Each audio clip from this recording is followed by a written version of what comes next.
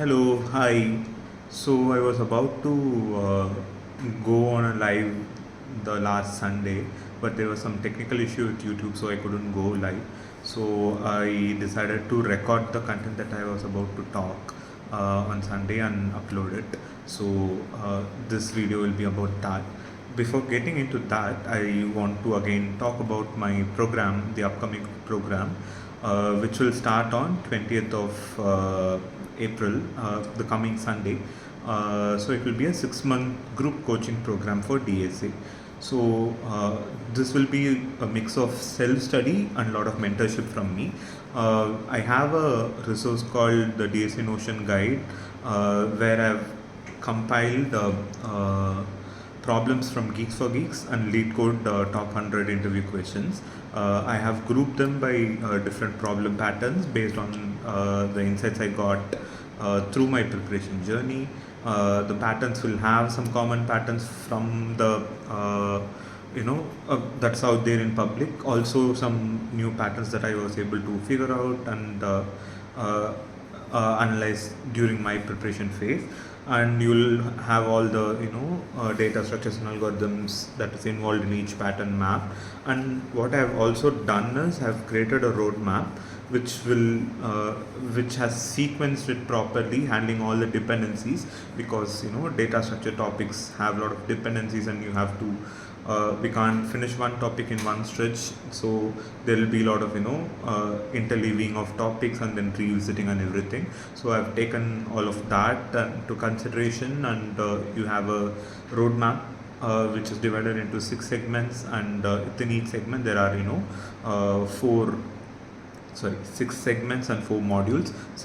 Each module has 4 segments in it, and each segment will have certain set of problem patterns or articles. So we'll be going through both the theory and problems. So this is not exactly a course where I'll not exactly go and teach everything, but what I will provide is some guidelines on how to go about each of these segments. I'll say what is the objective and what will be important for us, and how to break down that particular topic or set of topics, and then how to go about it. We'll also have evaluation quizzes.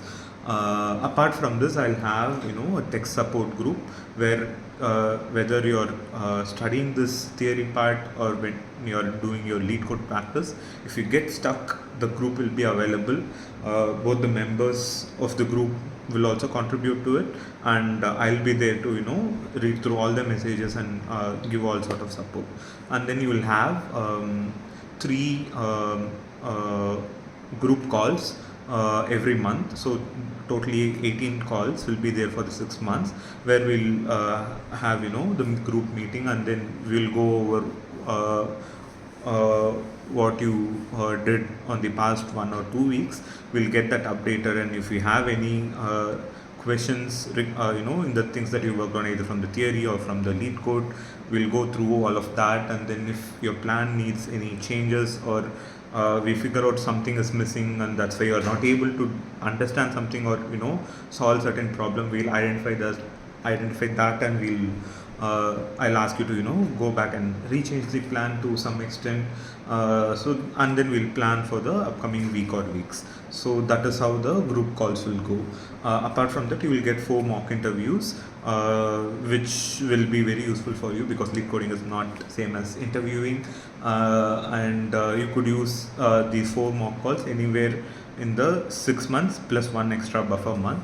And then this will be a one-on-one mock interview call. This package is priced at 16,500, and it will start this weekend, Sunday.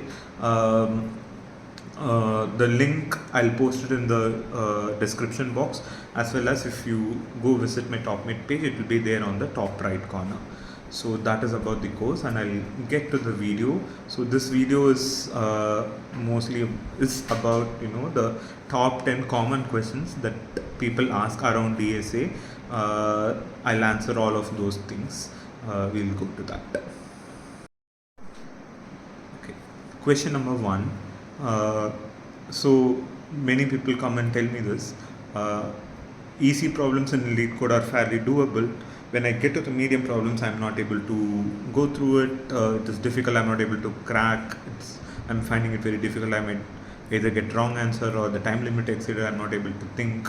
So how to crack medium problems? So that is a very common question that I get. So for this, easy questions do not involve a lot of data structures per se. It will use only arrays, strings, maybe some dictionary, some sort of sorting. So it will involve very few concepts.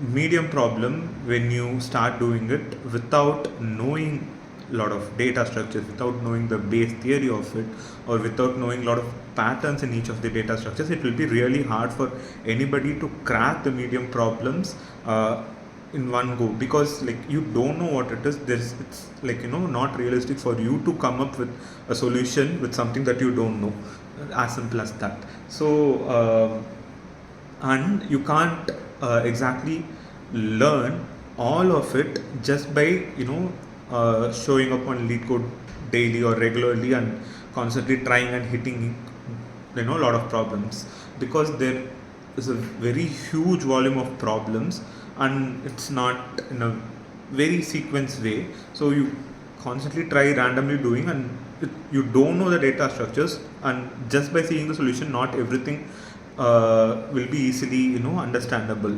The best thing to do is always have a theoretical learning as well as practice going on side by side throughout your process. So the theoretical part, you need to understand each of the data structure, its operations, what you could do with it, what is the core utility of the data structure.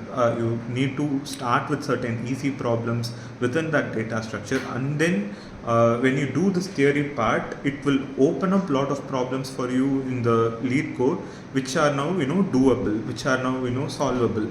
So without doing this base study part, it will be very hard, and it will be like trial and error sort of thing in the Leetcode. So you have to do some sort of studying for both theoretical conceptual parts and some sort of problem patterns, because none of it is going to be easily doable in one go, in 1 hour or one sitting, without actually encountering it and reading it and knowing how to do it for the first time.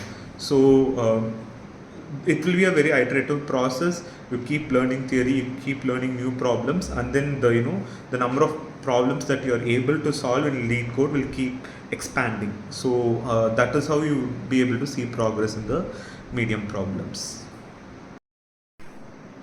Question number 2. So people will be like, yesterday I did some problem, or maybe 2 days back or 1 week back I did some problem, but when I sit now, I don't remember that problem, I don't remember that solution. Is it okay?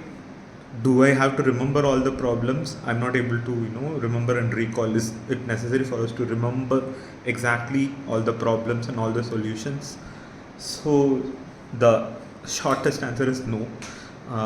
It's not realistic for anybody to remember all the problems, remember all the solutions exactly, and approach the interview in a way of by hearting or remembering all the problems and reproducing it. That will not be the best strategy. Everybody, including me, I don't remember all the problems exactly or all the solutions exactly. Anybody who prepared will not remember all the problems exactly and will not be able to recall it or reproduce it exactly. That said, it is not like, no, I'm not putting this in a moral pedestal or something. You have to be skilled enough, and you don't have to you should not by heart anything. That's not what I'm trying to say. I'm just pointing out it is not realistic for anybody to remember all of it, because we can't exactly remember that, and there are huge volumes of problems, and it will not be realistic for anybody to remember all of that. But still, all of us do remember different things.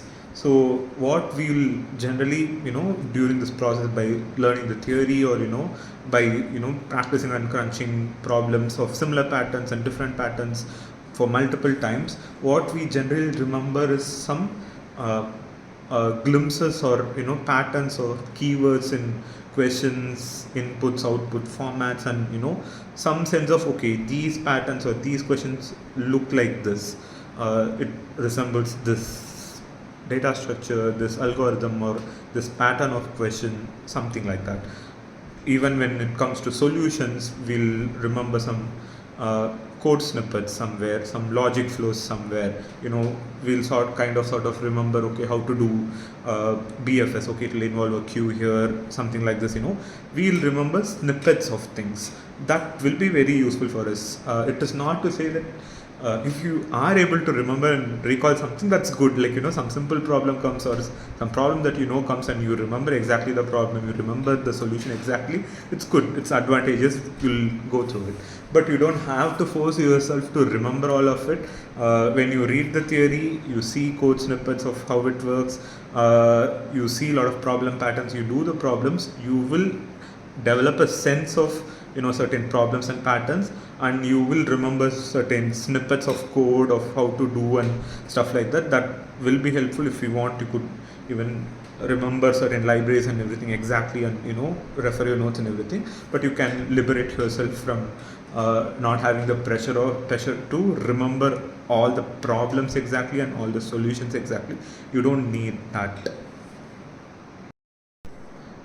Also, I want to add this to the question of remembering. The thing is, it might look, you might be afraid, or whether or not you will be able to solve those problems that you see for the first time. But when you actually go through this process of trying a lot of random problems, knowing the theory, covering it, and coming up with cracking more advanced problems, after a point you will have you'll develop the sense of confidence that, okay, I've cracked a lot of problems which I didn't know, and you would have developed a methodology to analyze each problem, break it down, find clues and everything. So you will have a confident sense of, okay, even if I get a problem, even the thing is not about exactly cracking the final solution, but you will develop the confidence that, okay, I could still explore it, I could still break it down, and you will have that confidence in your skill of encountering any random problem. Even if you're not able to take it to the final completion, you would have processed and you would go somewhere, and you would have taken the problem to a progressive line. So that will get developed by doing a lot of practice, a lot of random practice. That confidence will be built, so you don't have to fear that random problems coming across you and you not being able to do that without remembering. Okay, question 3. So this DSA preparation process looks endless. Does it ever have an end? Is there any limit to the number of problems that we can crack, or we need to learn, or we need to do the grinding? Is there an end to this process? This is a common question that is asked. It is kind of sort of true, because there is no real end to the process. The problems are vast, and the number of problems that could be there is vast, and we could feel lost in doing it. It might feel like there's no clear path, or there's no end to it.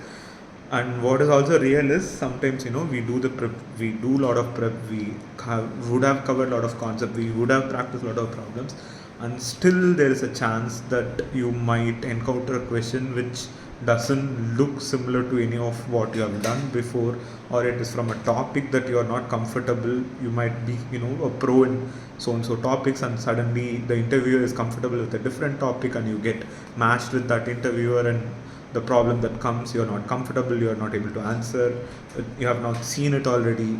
So this probability of encountering a problem with an interviewer who's comfortable with a different topic than you, or who brings you a new problem, is probably going to be there. That is not going to go off. It is kind of sort of thing that comes with DSA interview. There is always a probability of encountering a question that you would not have seen. That is not a common pattern. That is there. So with how to deal with this, I'll have two things to say. One thing, So how we approach it. So we could think of it like how we are dealing with the certainty of this thing. So if you are in the 100% zone and you are trying, what I mean by 100% zone is when you are trying to make sure that you don't fail. When you are trying to make sure that you are anxious that if I don't cover this, I'll miss it out. If I don't cover this, I'll miss it out. If you are in this end of the line, it is going to be very difficult to prepare. You have to be in this end, and then you have to only progress this way. That is the only way, because we can't cover. There's no end to it. There is huge volume of problems. You will not be able to control this end. What we have in control is only this end. So you are at some 10% probability of cracking the interview. You learn more topics, it becomes 20%, and then you learn some more topics, it becomes 40%. You work on some more some more weeks, some more months, and then it becomes 60%, 70%. And this is all you have. Yesterday I was only at this, today I'm here, 1 week after I'm here, 1 month after I'm here. So this progress is what you can focus on, and that is the best strategy to do. And keep learning more patterns, keep having more experience, and bringing the line from here to here and increasing your probability. That is how you need to focus. You can't focus for failure. You can't optimize it for not losing marks. You can only optimize it for increasing your score, sort of thing. So that is the approach that you should have. But let me also tell you this. Typically, with all how this DSA thing has grown, now it is in a point where there are only certain patterns of problems which are commonly being asked. Every question is some sort of rap story of it, and every company will have a different version of that story. What you have to do is uncover that and get to the core set of problem patterns. So we do know a certain core set of problems or problem patterns that are being asked commonly in these interviews, and if you are able to cover that, for that also you need the basics first, and then you can come to the problem patterns. But once you cover a certain set of problems, you will be most likely to crack any of the interviews. Even in the case when you get a new problem, you would have developed certain skills to how to encounter this new problem and then how to crack it. You would have built that skill when you have covered all of these breadth of and depth of the commonly asked patterns. That should be sufficient enough for you to take any of the interviews. In the rarest scenario where somebody asks a really tough pattern or something that is unseen, I don't know what they might be trying to assess. With just the breadth of what we already have and know will be sufficient for anybody to test somebody's problem solving skills. But if somebody really wants to push it and have the bar really high, and he or she comes to with the determination to screw you, certain interviews go off our hand. That is something we can't do. We will just be ready for that, but you don't need to fear about the endlessness of it. There are a bunch of problem patterns which we can familiarize ourselves with and be comfortable to face most of the interviews in a way that we can be confident about. So yeah. Okay. Question number 4, it is about consistency, break and restarting. I'm not able to be consistent. I'm the process getting having breaks a lot of time, and I'm afraid to restart, or restarting is difficult. I'm not able to recall. I'm afraid that I'll forget everything if I have a break. I'll lose the momentum, things like that. So things around consistency, break and restarting. So first thing first, the most people that I deal with are people who already have a job and are trying to prepare in the side. So it's very common for all of us to have some work priority that takes up our time, or some other adult life priority that takes up our time, and we will get breaks. Our consistency will get broken, the process will have stops, we will find breaks in our process because something else is of priority. This will happen to all of us. It happened to me also. It would have happened to everybody who prepared. So having breaks in this process when we are having a full-time job and in adult life is very common, and this is bound to happen, expect it to happen. Okay. The second thing I want to talk around this is sometimes how you are doing your preparation might cause this, might affect your ability to be consistent, or uh, having a longer break, or having inability to restart. So one thing that generally people do and that exhausts them is in the beginner phase or in later phases also, when they try to sit with one problem itself for a very long time, trying to crack it, more than 1 hour, 2 hours, or 2 hours or more, even 1.5 hours is too much. So trying to break your head for a single problem for a very long time, so that will be a very, very exhausting experience. And on top of that, when you actually go and see the solution, it's majority of the time it would have been, it is probably using some other data structure or algorithm which you are not aware of at that point of time. So it is not realistic for you to solve that problem because you don't know the underlying data structure by at that point. Or it could be a familiar data structure, but it uses some other pattern which is new to you and which is not easily doable, or you can't come up with that solution in a 1 hour thing without actually seeing it for the first time. For example, slow pointer, fast pointer, nobody can come up with that in the first go when they see a linked list problem.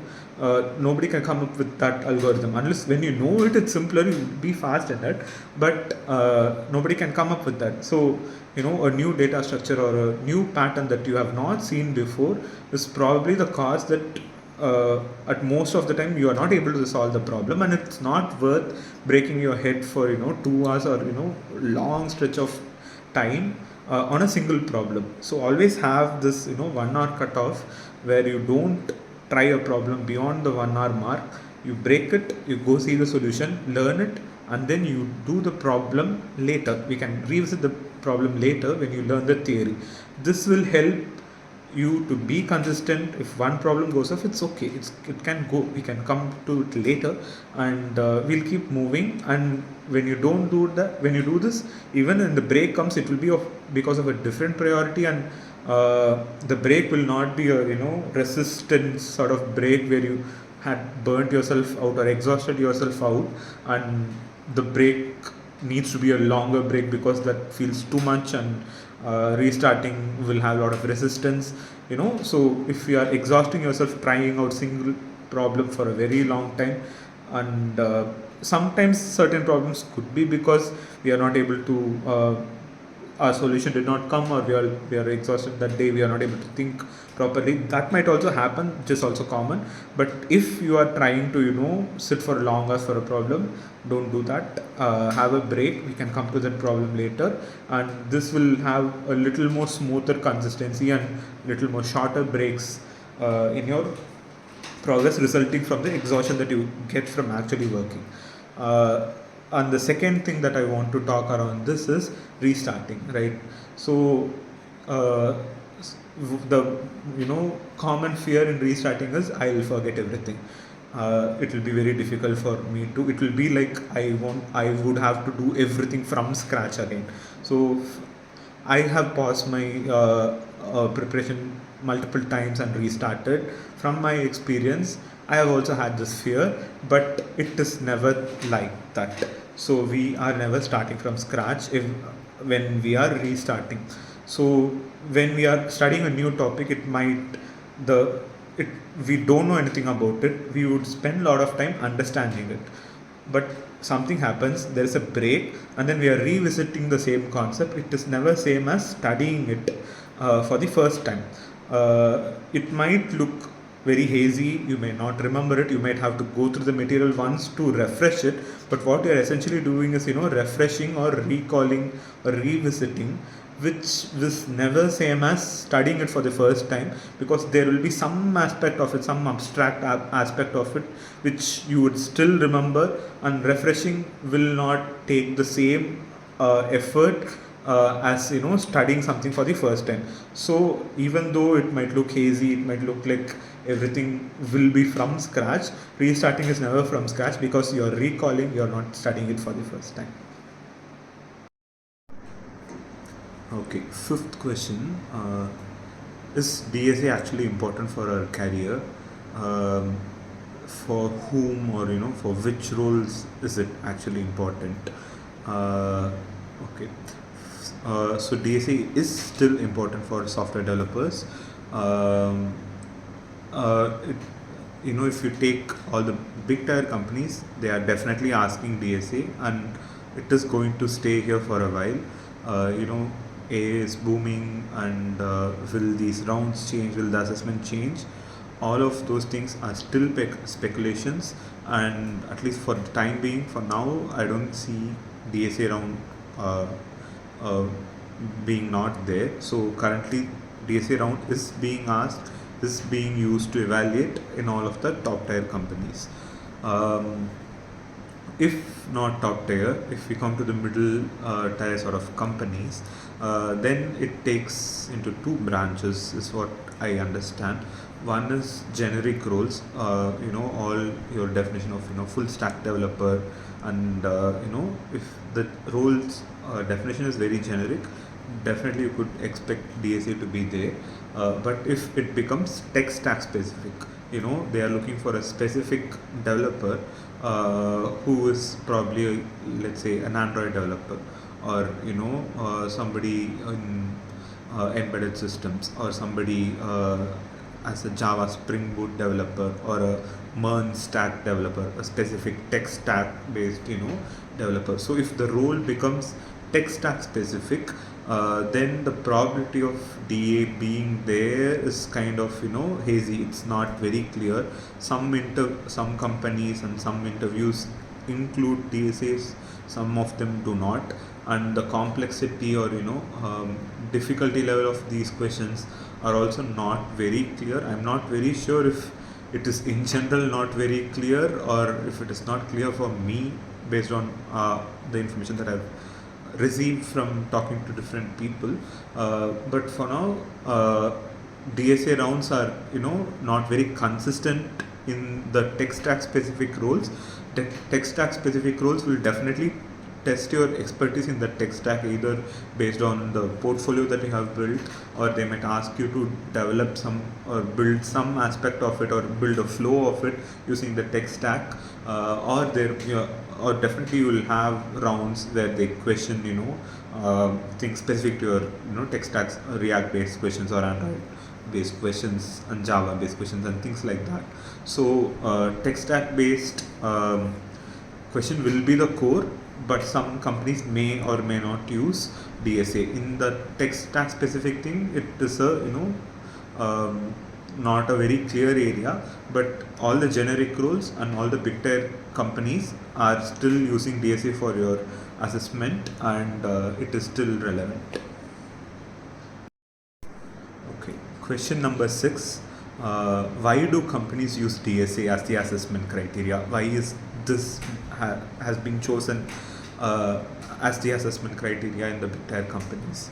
Okay, so one thing to get out of a way is that DSA is not, I might have said this in other posts or in other places, DSA is not, interviews are not exactly inherent problem solving test, meaning like you go into an interview and then get a problem and you just use your inherent ability to solve problems and then solve it. That will not happen in DSA.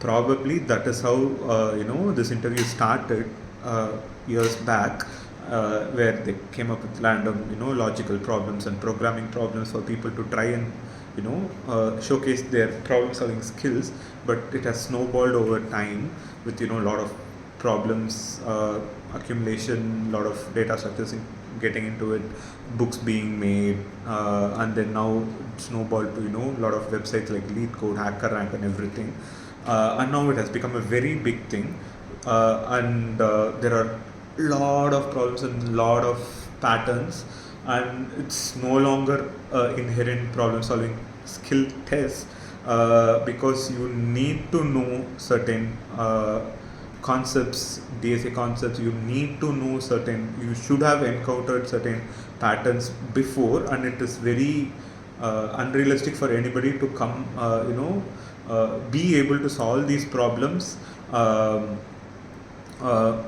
just in the 1 hour of the interview without having seen. So that is where it has come. So it is not in right now. The way it is without putting at least few months of effort, you will not be able to crack it just by your inherent problem solving skill. So that is how it is. Though it is in this shape, it is still a problem solving skill assessment test only, but just for few very sorted and built problems. So if you are expert in these problems and you showcase your problem solving skill, these set of problems, then you're good sort of interview.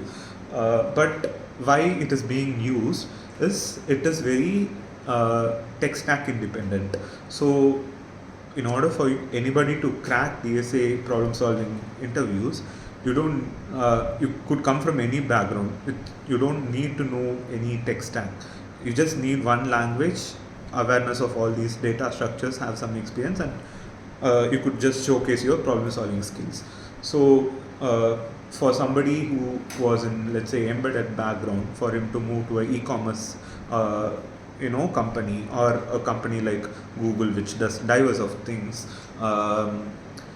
this gives a very good switching place and a tech stack independent way for anybody to attempt it. Just showcase the problem solving skill that will show enough proof for the interviewer that okay, this person has gone through the process, is able to solve really complex problems, and able to see his problem solving skills and the way he thinks or she thinks, and if I put him in any sort of scenario, any ambiguous scenario, he will be able to problem solve, and he will be or she will be able to learn all of these technologies and other things, and this becomes a proof of his or her problem solving skills, and it is a easy way for them to be confident that that person can handle very complex scenarios and problem solve well, even if there are a lot of ambiguities and everything in it. So that is where it helps people assess problem solving skills, and be a bridge for tech independent way for people to move across one domain to the other domain. Thank you. Okay, question 7. People come to me with this question. So I have 10 days for interview, 2 weeks for the interview. Can you, or is there n list of n number of important problems that will help me just see through it and then crack the interview, or do some reasonably well, or be in advantage in the interview within these x number of days, 10 days or 2 weeks or something. So for this, this can only be dealt with where you are in the preparation. If you have done real deep work, or gone through a lot of problems solid in theory for one wave, and then it has been there has been a break, and then you're re-entering it, it is still possible. So you would have covered the length and breadth of the problems. It is just a matter of recall. So we will be able to say, okay, these is topics, these is subheadings, refresh it. You will still be able to do, because you have done all the length and breadth of it in some past cycle. That is case 1, which is doable. Case 2 is when you have confidence, or you have good knowledge in most of the data structures and algorithm, the basic structure, functioning, what it means, some simpler problems, that is all solid. But you may not have spent a lot of time understanding a lot of problem patterns, or a lot of hands-on experience that may not have been there. But if you still have the base understanding of all the data structures that is there, including the complex ones, then it is we could try doing it. We could still come up with certain problem patterns that might be new to you, which you would have to learn and try and work out few things that are commonly asked in the complex zones. This will still give you an edge, and your base understanding of other data structure might help you. Even if you encounter a new thing, you might kind of plug and play and try, but it is still not a guarantee that you will be able to solve anything that comes across your board. But still, there is room for working. There is a chance that you could try and come up with some problem patterns that you could learn in 2 weeks or something, and just make your chance a little more better. But still, it's a difficult thing. What will help is your base understanding of the data structures, but we could try boosting your probability. But if you are not aware of the most of the base data structures, the complex ones and everything, it's really difficult to suggest a list of problems that you could go through and be prepared in a very short span of time, because we could never predict what will come in the interview, and it will not be very realistic for you to understand the complexity of a lot of problems in a short span of time, or even attempt to remember it and reproduce it, because there could be variations, and it might not even be easy to remember, because there will be a distance, there will be a gap to what and what is the complexity of the problem or the solution. And also we cannot predict which one will come, and since there is a lot of gap, so it will be very difficult. So unless you haven't gone through you are not aware of the base data structures, its function operations, including the complex ones, the best pitch would be to say you're not ready for the interview, give me more time, I'll be ready by then. That will be the best pitch. Otherwise, it will be very difficult for you to prepare in a very short span of time. Okay, question number 8.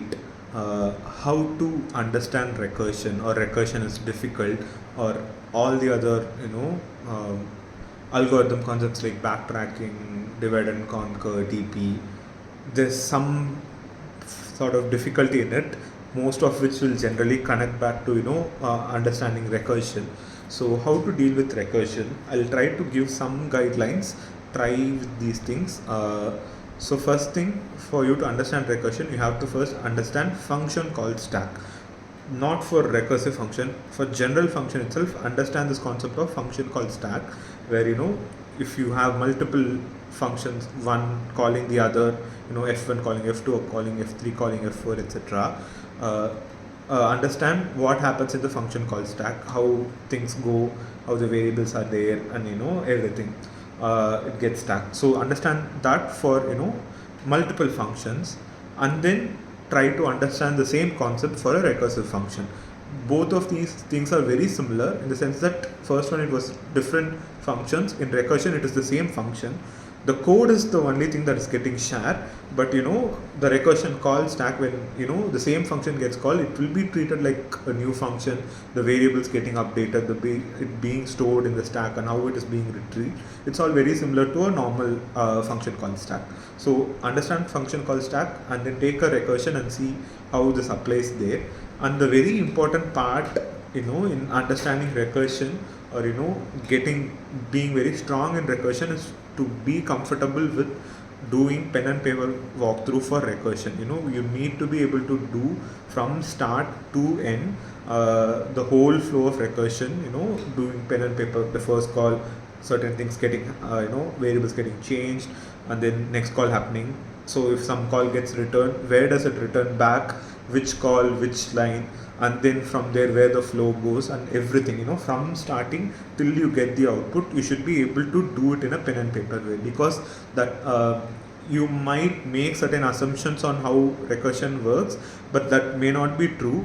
Only if you do a step-by-step thing, like exactly doing what a computer will do, you will actually have the proper visualization and proper understanding of how the recursion code flows.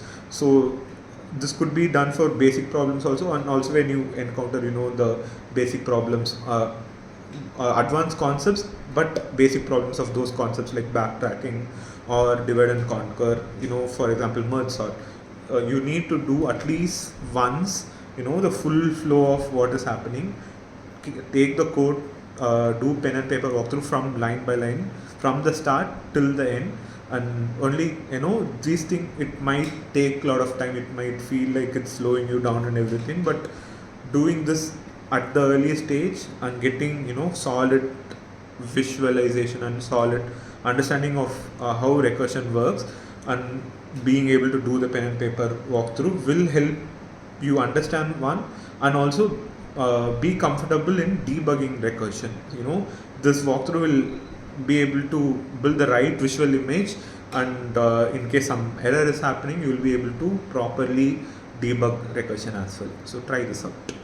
Still, yeah, I think what I want to also add is there will be some confusions or difficulty around what will be the base case and other things. All of those things will get smoothed out over time and seeing a lot of problems, but the core is understanding function called stack and then doing pen and paper walkthrough, and as and when you see more example, as and when you try out more example, other things will get smoothed out. Okay. Question number 9. So which resource could be used, which is the very reliable list of problems that you could check? There is driver, there is neetcode, there is geeks, there is Leetcode. What to use? This is the question. So I'll start sharing from my experience and what I have checked. So I use Geeks for Geeks predominantly. It started back in college. That was the easiest thing that was accessible for me, and it did have a lot of problems. Their explanations were good. It had a lot of volume, and the explanations were also nice. So I was relying on Geeks for Geeks. And when I restarted my preparation also, because this was comfortable for me, I continued using Geeks because it was just easy and it's still good also. So Geeks was the base material that I used, and I generally recommend it for people also. And then I started using Leetcode as my practice ground. So these are the two things that I use for my preparation, and I have built Notion guide on top of these two things. So the Notion guide will have problems from Geeks for Geeks and Leetcode top 100 questions, group by problem patterns and other insightful things. So for anybody who comes to me, I would still recommend my Notion guide because it has proper collection of problems grouped and classified and done neatly. So Geeks, Leetcode and Notion guide is what I would generally suggest, but there are other resources out there which are also useful. I'll talk about two of those things that generally people also ask me about my opinion on those things.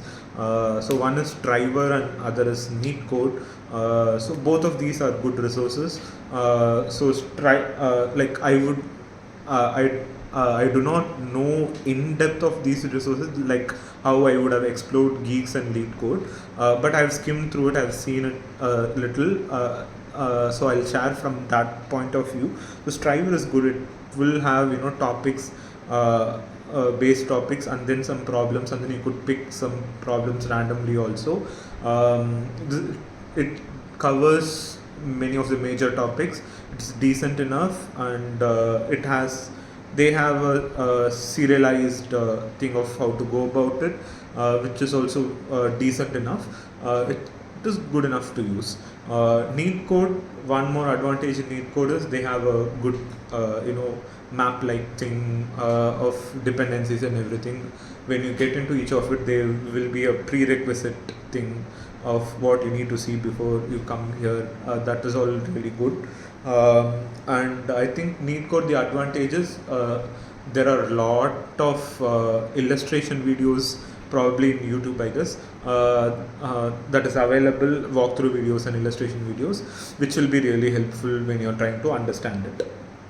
Also, strong suggestion is use driver or neetcode for what I would call, understanding the concepts and targeted practice, where you know what the data structures, and then you are attempting it to build more understanding of that particular topic. So use it for that, but always I would suggest rely on Leetcode for random practice. By random practice, I mean trying to attempt a problem without even knowing what the data structure or algorithm is involved, like how you would do in your interview.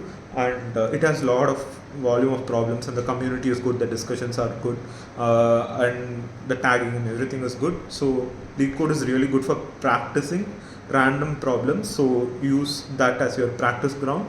You could use these Striver, Neetcode, or my Notion guide for preparing and studying and doing targeted practices. Okay, so the 10th question is about interviews. You know, how to communicate, when to talk, when not to talk. My mind is thinking slow, my mind got frozen, I'm not able to think, I got a blockage. In midway I found that the solution that I'm trying to do is wrong. Should I course correct, should I go ahead, what to do? I'll cover these things in one go.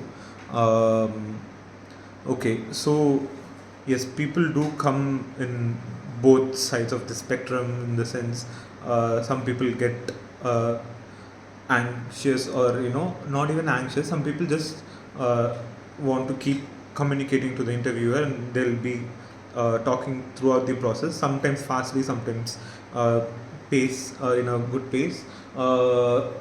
So sometimes what happens with this end of people is,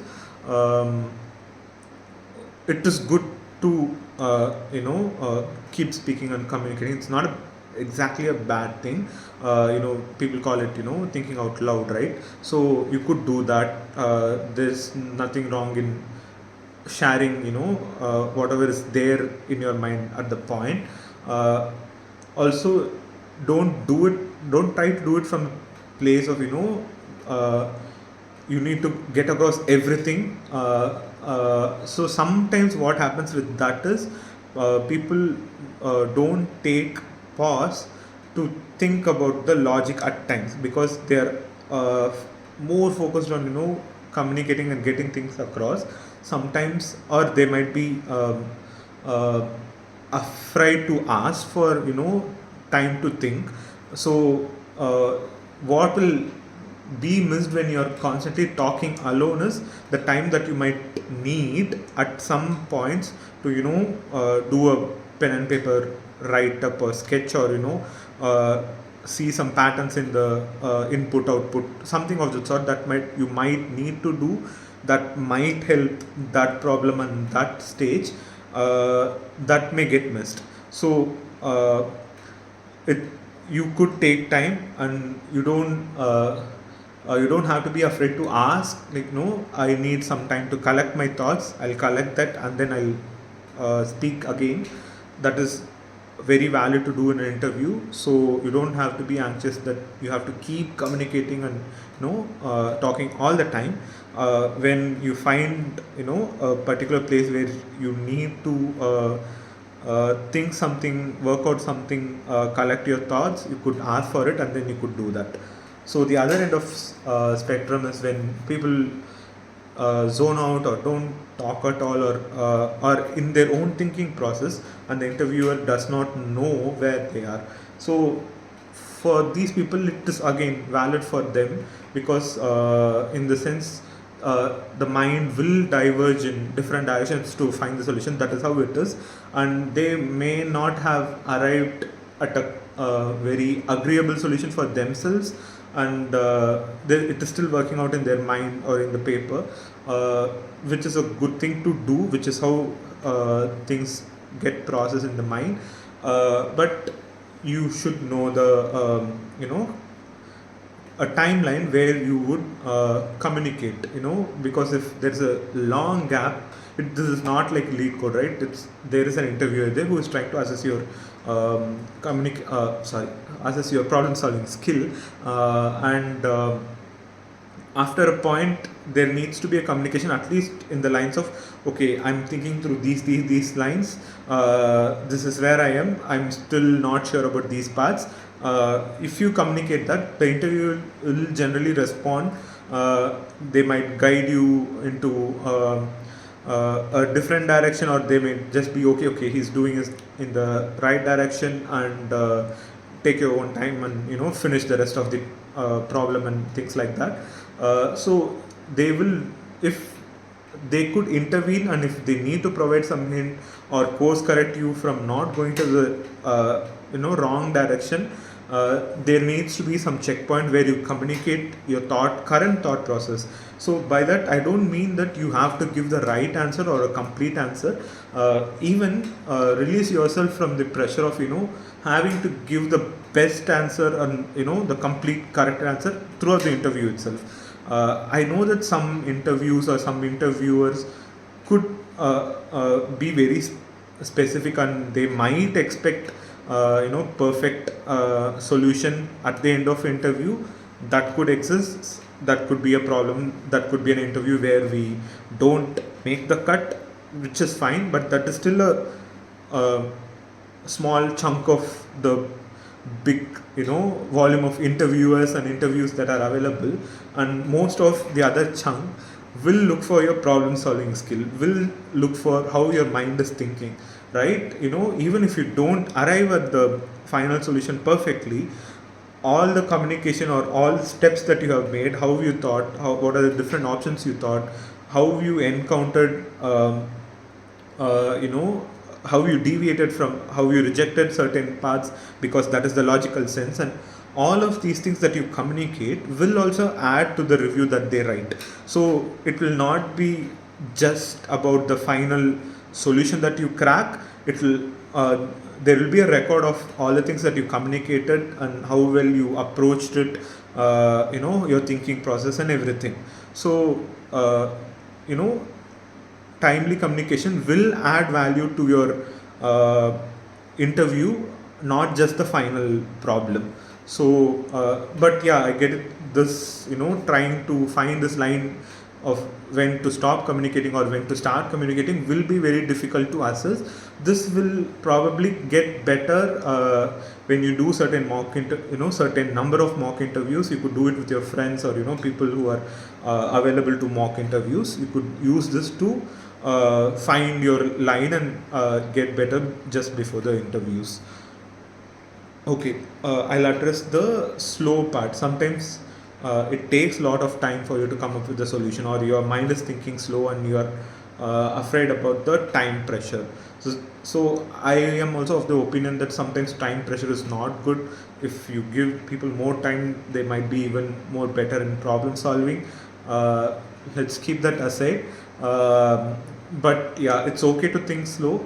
But what I also want to point at times is you can't force yourself to be really quick, and that will generally not help in cracking the problem. Also, you'll just be doing some hustling, and that will not generally help. So thinking slow and giving any concrete progress, like I said for the previous example, even if you don't crack the question, in your slow process, whatever you cross is progress, and whatever you communicate, whatever part of the problem that you have identified and solved will be valuable. Okay, and for you to build be more fast, it is not about the interview, it is not about how fast you think or how fast you do things in the interview. Rather, it is about what we build before the interview. So the fastness, or how fast we are able to identify certain patterns, how fast we are able to think through multiple options, and all of this will come with knowledge of having seen, or the experience of having seen a lot of problems, having known a lot of problems.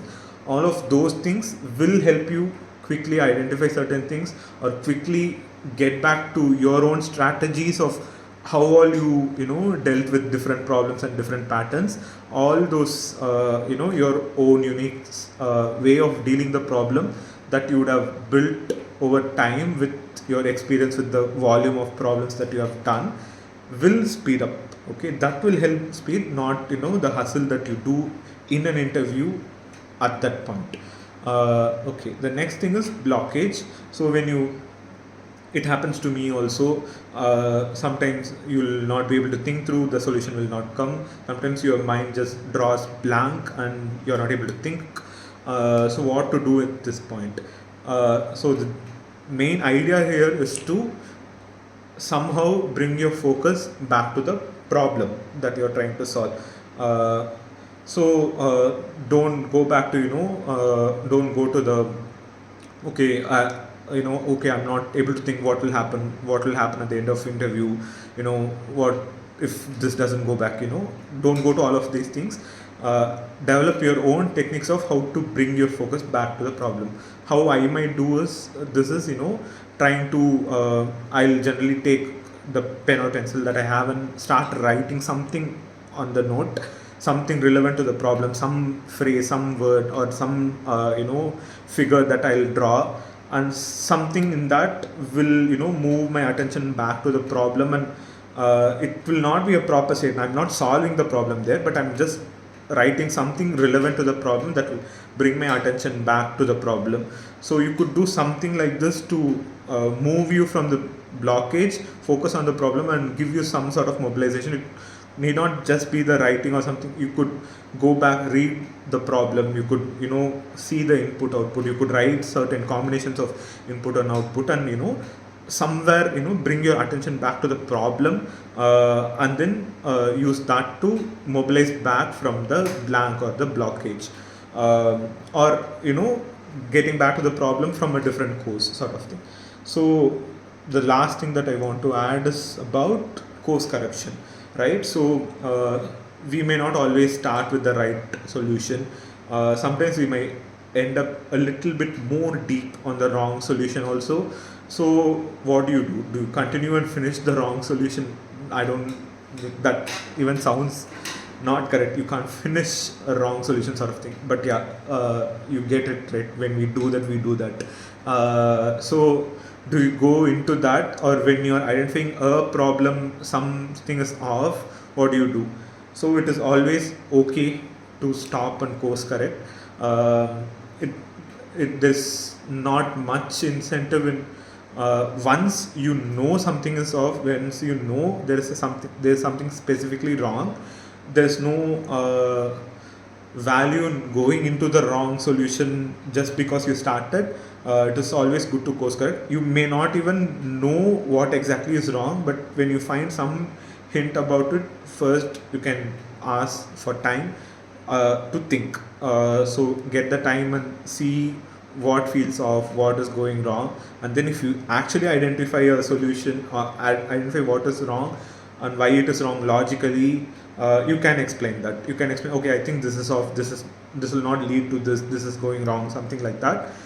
Even if there's no enough time left to course correct and get the correct solution, identifying wrong things will be of value, and then trying to suggest the correct solution will be of value,